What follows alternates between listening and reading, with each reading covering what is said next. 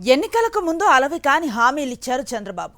ఇంకా ఇతర కూటమి నేతలను పాలనలోకి వచ్చిన తర్వాత ఆయా వాగ్దానాలు అమలు కాకపోవడంతో ఎందుకు అమలు చేయటం లేదని సోషల్ మీడియాలో ప్రశ్నిస్తున్నారు నెటిజన్లు. వీడియో సాక్ష్యాలతో సహా పదే పదే గుర్తు చేస్తూ తప్పుపడుతున్నారు. పవన్, లోకేష్తో పాటు పలువురు కూటమి నేతల తప్పులను కూడా ఎత్తి చూపుతున్నారు, ప్రశ్నిస్తున్నారు. అదే కూటమి నేతలకు, ముఖ్యంగా చంద్రబాబు, లోకేష్, పవన్ కళ్యాణ్లకు నచ్చటం లేదు. పోలీసులకు ఆదేశాలిచ్చి ప్రజల భావ ప్రకటన స్వేచ్ఛను అనగదొక్కాలని చూస్తున్నారు. సోషల్ మీడియా పోస్టులపై ఆయా సోషల్ మీడియా కంపెనీలకు పోలీసుల ద్వారా ఫిర్యాదులు చేయించి వాటిని తీసేయిస్తున్నారు. సోషల్ మీడియా అంటే దడుసుకుంటున్న కూటమి నేతల వైఖరిపై ప్రముఖ జర్నలిస్ట్ కొమ్మినేని శ్రీనివాసరావు కామెంట్ ఇప్పుడు చూద్దాం.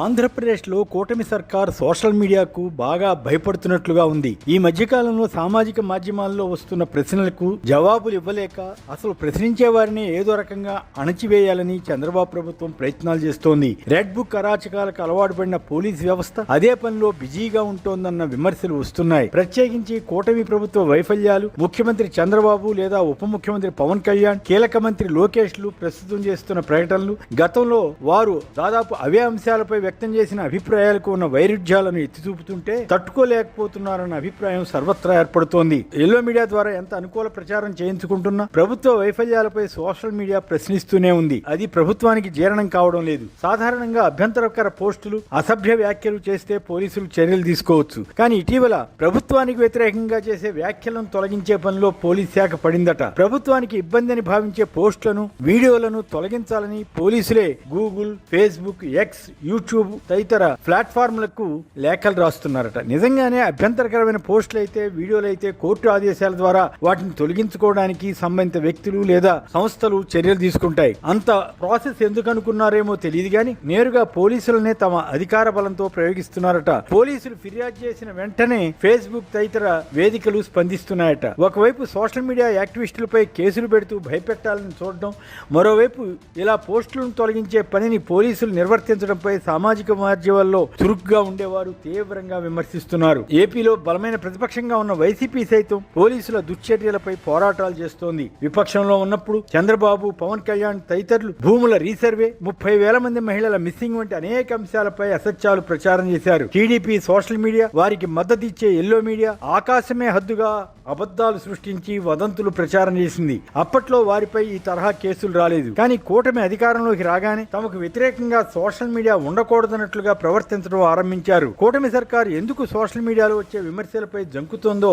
తెలుసుకోవడం ఆసక్తికరంగా ఉంటుంది. కొన్ని ఉదాహరణలు చూద్దాం. కొద్ది రోజుల క్రితం ప్రధాని నరేంద్ర మోడీ హైదరాబాద్ లో ఏపీ ముఖ్యమంత్రి చంద్రబాబు నాయుడు, ఉప ముఖ్యమంత్రి పవన్ కళ్యాణ్లను వారి నివాస గృహాల్లో కలిశారు. ఇది జరగడానికి కొద్ది రోజుల ముందే మంత్రి లోకేష్ ఒక కార్యక్రమంలో మాట్లాడుతూ హైదరాబాద్ నుంచి కట్టుబట్టలతో తరిమేశారని, అప్పుడు చంద్రబాబు ఏపీకి వచ్చి ఇక్కడి నుంచే ప్రభుత్వాన్ని నడపడం ఆరంభించారని అన్నారు. ఇది నిజమైన సంగతే అయితే తప్పులేదు. ఆయన చేసిన ఈ వ్యాఖ్యపై సోషల్ మీడియాలో పలువురు ప్రశ్నలు సంధించారు. హైదరాబాద్ ఉమ్మడి రాజధానిగా ఉన్నప్పుడు ఓటుకు నోటు కేసు వల్ల కదా చంద్రబాబు భయపడి విజయవాడ వెళ్లిపోయిందని వారు ప్రశ్నిస్తున్నారు. అంతేకాక అసలు ఏపీ పాలకులను ప్రధాని కలపవలసింది అమరావతిలో కదా, అలాంటిది హైదరాబాద్ లో ఎందుకు కలిశారని కొందరు ఎద్దేవా చేస్తున్నారు. అంటే చంద్రబాబు, పవన్ కళ్యాణ్, పలువురు మంత్రులు తమ కుటుంబాలతో కలిసి అమరావతిలో కాకుండా హైదరాబాద్ లోనే ఎక్కువ గడుపుతున్నారని, వారం వారం వీరు హైదరాబాద్ వచ్చి వెళుతున్నారని పలువురు వ్యాఖ్యానిస్తున్నారు. మాజీ ఎమ్మెల్సీ ప్రొఫెసర్ నాగేశ్వర్ కూడా ఇదే పాయింట్ ఎత్తి చూపి ఎద్దేవా చేశారు. అంతేకాక 2018లో బీజేపీతో విడిపోయాక చంద్రబాబు, మోడీలు పరస్పరం ఎంత తీవ్రమైన విమర్శలు చేసుకుంది. చివరికి వ్యక్తిగతంగా కుటుంబ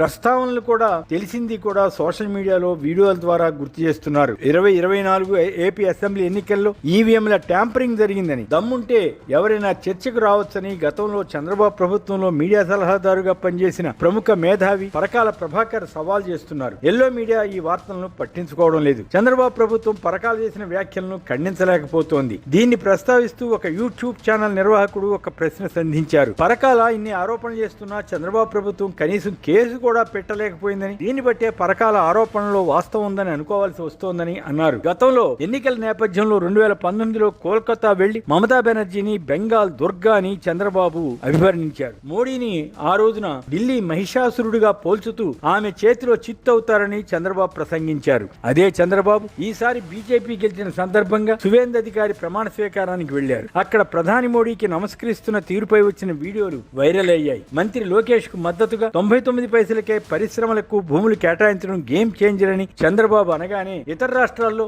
అవే సంస్థలు అవే పరిశ్రమలు 100 కోట్లు ఖర్చు చేసి భూముల్ని ఎలా కొనుగోలు చేస్తున్నది వివరిస్తూ సోషల్ మీడియాలో పోస్టులు వస్తున్నాయి. ప్రభుత్వ స్కూళ్లలో ఇంగ్లీష్ మీడియంను అమలు చేయడానికి చంద్రబాబు సర్కార్ కూడా నిర్ణయం తీసుకుంది. అయితే జగన్ ప్రభుత్వం ఉన్నప్పుడు చంద్రబాబు, పవన్ తదితరులు ఆంగ్ల మీడియంపై ఎలాంటి విమర్శలు చేసింది వివరించే పేపర్ క్లిప్పింగ్లు, వీడియోలు విస్తారంగా సోషల్ మీడియాలో కనిపించాయి. ఇవే కాదు, చంద్రబాబు ఆయా సందర్భాల్లో చేసిన విచిత్రమైన వ్యాఖ్యలు కూడా సోషల్ మీడియాలో కనిపిస్తుంటాయి. సహజంగానే ఇలాంటివి చంద్రబాబు టీం కు ఇబ్బందిగానే ఉంటుంది. తమ పరువుకు భంగం కలుగుతోందని, ప్రభుత్వ పరపతి దెబ్బతింటోందని వారి బాధ.